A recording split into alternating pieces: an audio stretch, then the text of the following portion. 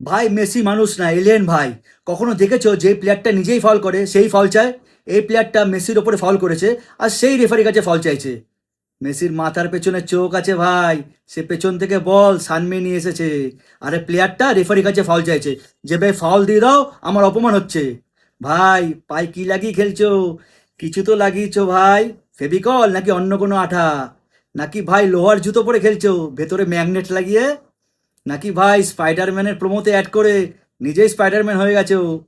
Messi তো god gifted, ওর হার্ডওয়ার্কের কি দরকার? একটা 7 ফুটের হাট্টা কাট্টা প্লেয়ারও মেসির সাথে পারছে না। শুধু কি অ্যাবসের ফটো দেখিয়েই পোস্ট করলেই কি স্ট্রেংথ হয়ে যায়? ওর থেকে ডবল সাইজের প্লেয়ারকে কাটিয়ে ফাউল না চেয়ে ওকে মাঠে শুয়ে বল নিয়ে বেরিয়ে গেল, একেই বলে স্ট্রেংথ? ভাই এই সব নতুনত্ব জিনিস দেখাচ্ছ তো ঠিক আছে, কিন্তু ভাই আবার সবাইকে নাচিয়ে গোল করে হাজার গোলের দিকে এগোনোর কি দরকার? ওই একটা রেকর্ড তো একজনের জন্য ছেড়ে দাও।